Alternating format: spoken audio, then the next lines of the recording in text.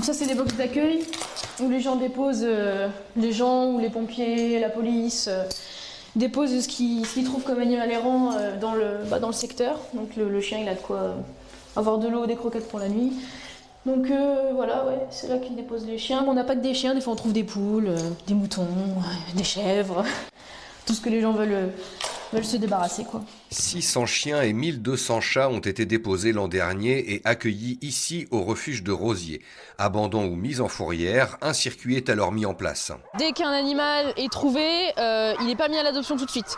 Il y a un délai normalement de la loi qui est de 8 jours où l'animal en fait est en fourrière et on recherche ses propriétaires. Le service est conventionné avec les communes mais coûte plus qu'il ne rapporte. Les animaux arrivent souvent dans des états assez lamentables et pendant ces 10 ou 12 jours pendant lesquels nous recherchons les propriétaires, eh bien, il faut les soigner, il faut l'intervention du vétérinaire, il faut même faire des opérations et ça n'est pas toujours simple. Ces animaux ensuite, s'ils ne sont pas récupérés par leur maître, sont destinés à l'adoption. Avec un budget de fonctionnement de 450 000 €, l'association indépendante doit assurer le salaire des 6 permanents et 2 contrats aidés, les charges courantes et les soins vétérinaires de plus en plus importants chaque année. Ce sont surtout les chats errants qui sont de plus en plus nombreux, donc qui arrivent et qui se transmettent des maladies, en particulier le coryza.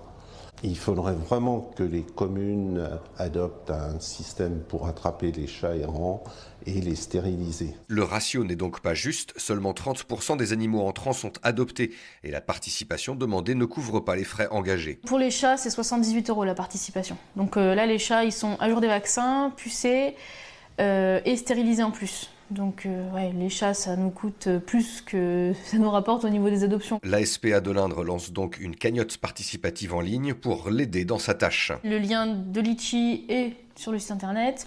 On explique notre mode de fonctionnement, tous les animaux, la quantité d'animaux qu'on recueille, et puis aussi que nos bâtiments, ils ont été mis en service en 79, donc forcément le temps les a abîmés, donc voilà, on a besoin d'argent pour pouvoir les rénover correctement, quoi. La cagnotte est disponible jusqu'à la fin de l'année, chaque don est déductible des impôts. Le refuge continue d'encourager aussi à l'adoption. Il organise une journée portes ouvertes comme chaque année, ce sera le dimanche 7 octobre prochain.